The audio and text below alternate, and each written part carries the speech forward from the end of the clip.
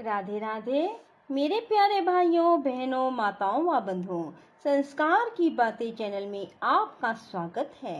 बंधुओं, आज मैं आपके लिए लेकर आई हूँ एकादशी व्रत पारण के समय सुनी जाने वाली तुलसी जी की कथा। बंधुओं, द्वादशी तिथि के दिन जब भी आप एकादशी व्रत का पारण करते हैं तो तुलसी जी की इस कथा को अवश्य सुने, तभी आपको एकादशी व्रत के पूर्ण फल की प्राप्ति होगी। बंधुओं, यदि आपने हमारे चैनल को अब तक सब्सक्राइब नहीं किया तो जरूर करें और बेल आइकन दबाना ना भूलें, ताकि आपको हमारी आने वाली सभी वीडियोस की जानकारी सबसे पहले हो सके। बंधुओं, वीडियो को पूरी सुने। सुनने के बाद कमेंट बॉक्स में जय तुलसी माता जरूर लिखें। बोलो तुलसी माता की जय हो। हमने आपके मुख से तुलसी के पत्र और पुष्प का शुभ महात्म सुना, जो भगवान विष्णु को बहुत ही प्रिय है। अब हम आपसे तुलसी की पुण्य में कथा को सुनना चाहते हैं। व्यास जी बोले, ब्राह्मणों, पहले स्कंद पुराण में मैं जो कुछ बतला आया हूँ वही यहाँ भी कहता हूँ। शतानंद मुनि के शिष्य कठोर व्रत का पालन करने वाले थे। उन सब ने एक दिन अपने गुरु को प्रणाम करके परम पुण्य और हित की बात पूछी। शिष्यों ने कहा, नाथ, ब्रह्मवेताओं में श्रेष्ठ आपने पूर्व काल में ब्रह्मा जी के मुख से तुलसी जी के जिस कथा का श्रवण किया था उसको हम सब सुनना चाहते हैं। शतानंद जी बोले, शिष्यगण, तुलसी जी का नाम उच्चारण करने पर ही असुरों का दर्प दलन करने वाले भगवान श्री विष्णु प्रसन्न हो जाते हैं। मनुष्य के पाप नष्ट हो जाते हैं, उन्हें अक्षय पुण्य की प्राप्ति होती है, जिसके दर्शन मात्र से करोड़ों गोदान का फल प्राप्त होता है। उस तुलसी का पूजन और वंदन लोग क्यों ना करें। कलयुग में संसार में वे मनुष्य धन्य हैं जिनके घर में शाल ग्राम शिला का पूजन संपन्न करने के लिए प्रतिदिन तुलसी का वृक्ष भूतल पर लहलहाता रहता है। जो कलयुग में भगवान श्री केशव की पूजा के लिए पृथ्वी पर तुलसी का वृक्ष लगाते हैं, उन पर यदि यमराज अपने किंकरों सहित रुष्ट हो जाए तो भी वे उनका क्या कर सकते हैं। तुलसी, तुम अमृत से उत्पन्न हुई हो और केशव को सदैव ही प्रिय हो। कल्याणी, मैं भगवान की पूजा के लिए तुम्हारे पत्तों को चुनता हूँ।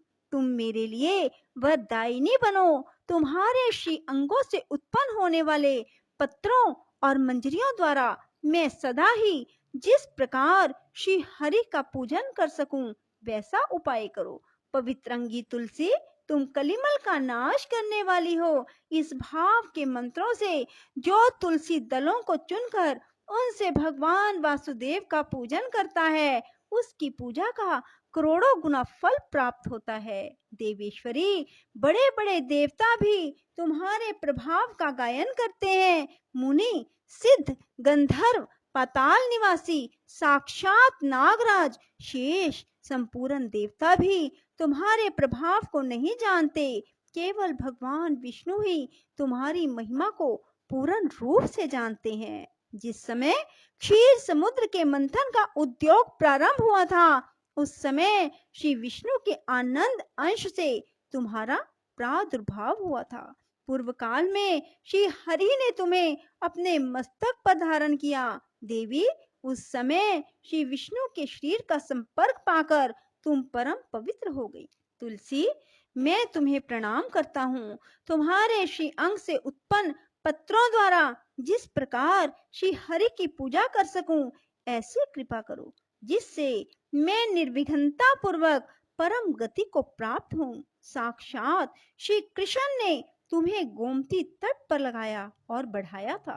वृंदावन में विचरते समय उन्होंने संपूर्ण जगत और गोपियों के हित के लिए तुलसी का सेवन किया। जगत प्रिया तुलसी, पूर्व काल में वशिष्ठ जी के कथन अनुसार श्री रामचंद्र जी ने राक्षसों का वध करने के उद्देश्य से सरयू के तट पर तुम्हें लगाया था।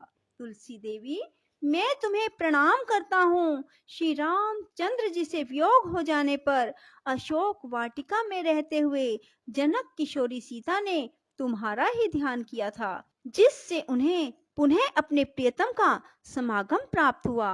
पूर्व काल में हिमालय पर्वत पर भगवान शंकर की प्राप्ति के लिए पार्वती देवी ने तुम्हें लगाया और अपनी अभीष्ट सिद्धि के लिए तुम्हारा सेवन किया। तुलसी देवी, मैं तुम्हें नमस्कार करता हूँ। संपूर्ण देवंगनाओं और किन्नरों ने भी दुःस्वप्न का नाश करने के लिए नंदन वन में तुम्हारा सेवन किया था। देवी, तुम्हें मेरा नमस्कार है। धर्म अरण्य गया में साक्षात पितरों ने तुलसी का सेवन किया। दंडक अरण्य में भगवान श्री रामचंद्र जी ने अपने हित साधन की इच्छा से परम पवित्र तुलसी का वृक्ष लगाया। लक्ष्मण और सीता ने भी बड़ी भक्ति के साथ परम पवित्र तुलसी का वृक्ष लगाया। लक्ष्मण और सीता ने भी बड़ी भक्ति के साथ उसे पोसा। जिस प्रकार शास्त्रों में गंगा जी को त्रिभुवन व्यापिनी कहा गया है, उसी प्रकार तुलसी देवी भी संपूर्ण चराचर जगत में दृष्टि गोचर होती है। तुलसी का ग्रहण करके मनुष्य पातकों से मुक्त हो जाता है। और तो और मुनीश्वरों, तुलसी के सेवन से ब्रह्म हत्या भी दूर हो जाती है। तुलसी के पत्ते से टपकता हुआ जल जो अपने सिर पर धारण करता है, उसे गंगा स्नान और 10 गोदान का फल प्राप्त होता है। देवी, मुझ पर प्रसन्न होवो। देवेश्वरी, हरि प्रिय, मुझ पर प्रसन्न हो जाओ। क्षीर सागर के मंथन से प्रकट हुई तुलसी देवी, मैं तुम्हें प्रणाम करता हूँ।